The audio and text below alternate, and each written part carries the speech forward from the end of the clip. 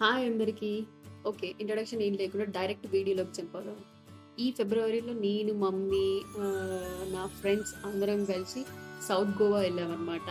Actually planning అంత ప్రాపర్‌గా లేకుండే. కానీ టైమ్ స్పెండ్ చేసినాము. సో, మేము ఫస్ట్ స్టే చేసిన ప్లేస్ మజోర్డా బీచ్ హోటల్. ఆ ప్లేస్ చాలా బాగుంది. ఆ బీచ్ ఏరియా కూడా చాలా నీట్‌గా ఉంది. క్రౌడ్ లేదు.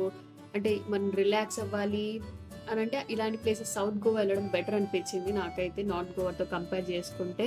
అక్కడెళ్ళి మార్నింగ్ సన్‌రైజ్ చూసి ఫ్రెండ్స్ మేము అందరం కలిసి కొంసేపు టైమ్ స్పెండ్ చేసి, కొంసేపు వాటర్‌లో ఆడుకొని బానే ఎంజాయ్ చేసినాము.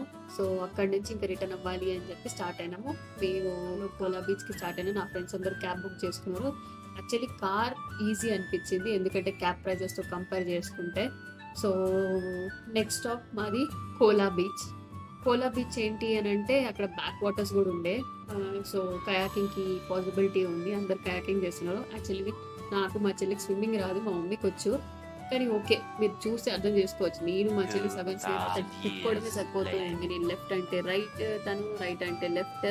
ఇట్లనే కొంసేపు కోఆర్డినేషన్ ప్రాబ్లమ్ అయింది. కానీ లాస్ట్‌కి సెట్ అయింది. ఆ తర్వాత మేము పలోలం బీచ్‌కెళ్ళాం. మా స్టే అక్కడే బుక్ చేసుకున్నాం. ఊపర్స్ అనే ప్లేస్‌లో. బావుంది. అది budget friendly and also family, బ్యాచిలర్స్‌కెళ్ళినా ఎవరికెళ్ళినా గానీ కంఫర్టబుల్, సెక్యూర్డ్‌గా ఉంది. తర్వాత అదేదో వాళ్ళ దగ్గర కొంచెం అవుట్‌డోర్ యాక్టివిటీస్ చేయడానికి ప్యాకేజెస్ ఉండే. అంటే బోట్ రైడ్‌కెళ్ళడము, లేదు అంటే వాటర్ స్పోర్ట్స్ యాక్టివిటీస్ చేయడము. సో, నేను నా ఫ్రెండ్స్ అందరం కలిసి డాల్ఫిన్ బోట్ రైడ్ బుక్ చేసుకున్నాము. అది ఈవినింగ్ రోజు అంటే ఈవినింగ్ సన్‌సెట్ చూసి దాంతో పాటు వాళ్ళు 5 బీచెస్ కవర్ చేస్తారు. ప్లస్ మనకి లక్ బావుంటే డాల్ఫిన్స్ కూడా కనిపిస్తాయి. కానీ లక్కీగా మాకు కనిపించినాయి. కనిపియడం అంటే మరీ అంత క్లియర్‌గా ఏం కనిపియలేదు. కానీ ఓకే. బానే ఉంది. కానీ చాలా ఎక్సైటెడ్‌గా అనిపించింది. దాంతో పాటు ఫ్రెండ్స్ అందరూ డాన్స్ ఇయన్నీ ఏస్తూ ఉంటుంటే సో, ఆ డే చాలా ఫాస్ట్‌గా అయిపోయింది.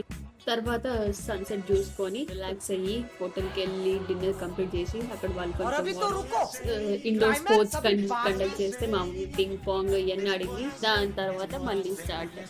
మళ్ళీ నార్మల్ మోడ్ డాన్సింగ్ ఇయన్నీ. అట్లా నైట్ అంతా కంప్లీట్ అయిపోయింది.